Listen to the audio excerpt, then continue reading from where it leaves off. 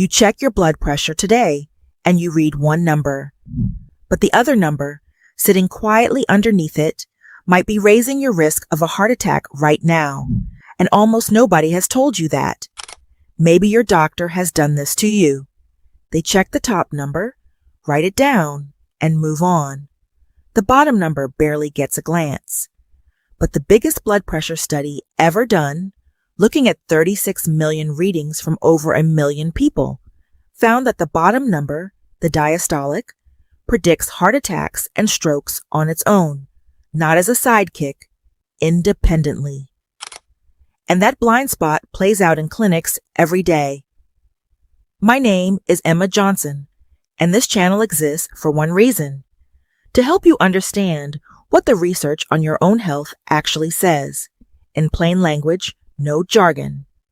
Today, I'm walking you through 2 things about that second number that most 10-minute appointments never have time to explain. Stay with me through both, because the first one will change how you read your own blood pressure cuff tonight. And the second is the one where even the experts disagree with each other, and you deserve to know that before anyone pushes your numbers too low. Before we get into those 2 things, I need to give you one concept, because without it, nothing else will fully make sense. I call it the pressure window. When you're younger and your arteries, the tubes that carry blood through your whole body, are still flexible. Your body handles a wide range of pressure beautifully. But after midlife, after years of wear on the artery walls, that range narrows. There's a ceiling. Pressure too high damages those walls over time, and there's a floor. Pressure too low can starve your organs, including your brain and your heart, of the blood flow they need in that moment. Almost everything you hear about blood pressure talks about the ceiling. Almost nobody talks about the floor. That's the pressure window, and both numbers we're covering today live inside it. Quick question before we keep going. When's the last time your doctor actually said your bottom number out loud? Drop it in the comments. I read everyone, and your answer might tell someone else watching that they're not the only one this happened to. Item number 1. The bottom number is not background noise. Let me tell you about Raymond. Raymond was 68, a retired postal worker in Spokane who power walked 4 miles every morning, rain or not. His top number always read fine, 124, 128. Never anything to worry about. Then during a routine check, his doctor paused on the other number on the screen. Here's the problem. For decades, doctors were trained to watch the top number and wave off the bottom one. It sounds so logical. The top number is the forceful one, right? Here's the problem. That advice came from older, smaller studies. And here's where it gets even more counterintuitive. The largest blood pressure study ever conducted found the opposite.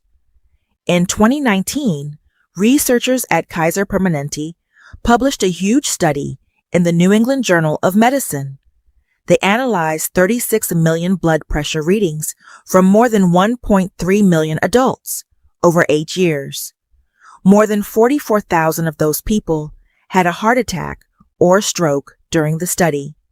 The risk climbed not only when the top number passed 130, but when the bottom number passed 80, entirely on its own. Major heart health organizations, the big groups that set the rules doctors follow, reviewed this and now agree. Both numbers carry real weight. Stop glancing only at the top line on your home monitor. Read both numbers every single time and write both of them down. If you're still with me and finding this useful, type 2 in the comments below. It tells me you're getting value from this, and it helps this video reach more people who need to hear it. Item number 2, and this is the one even researchers argue about.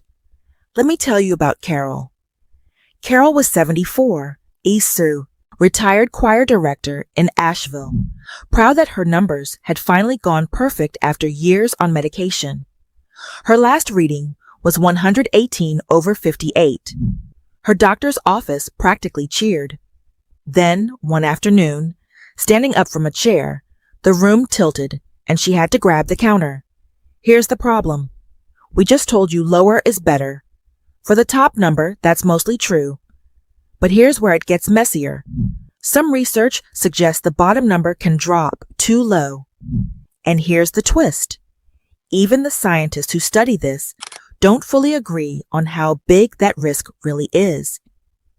Back in 1999, a study published in the American Heart Association's Research Journal, it's literally called Hypertension, followed older adults on blood pressure medicine. It found what's called a J-curve, named that because the risk pattern looks like the letter J when you draw it on a graph. Once the bottom number dropped too low, stroke risk went back up.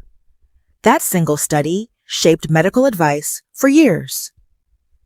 Take a breath here, because this is the part most videos skip. Newer, more careful research tells a messier story. A 2019 analysis of the Sprint trial, one of the best blood pressure trials we have, looked directly at the records of more than 8,900 people with a low bottom number. It found no clear link to stroke risk once other factors were ruled out. So where does that leave you?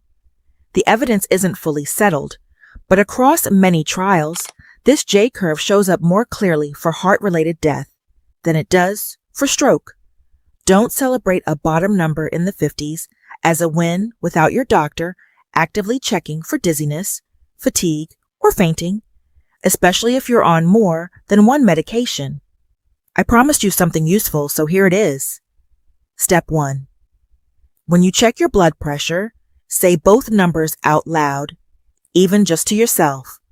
128/82, not just 128. That small habit catches problems your eye would otherwise skip past, and it gives your doctor a fuller picture than a single glance ever could. Step 2. If your bottom number is consistently below 60, especially alongside dizziness or lightheadedness when you stand, that's worth a real conversation with your doctor. Not a celebration of low numbers, but a question about whether your medication needs adjusting. Raymond's doctor didn't change his lifestyle at all, just started watching both numbers and caught a pattern that mattered. Carol's doctor, once she mentioned the dizziness, gently eased back one of her medications and the room stopped tilting. Neither story is about fear. They're about paying attention to the whole picture, both numbers, not just the headline 1, because that's what staying inside your own pressure window really means.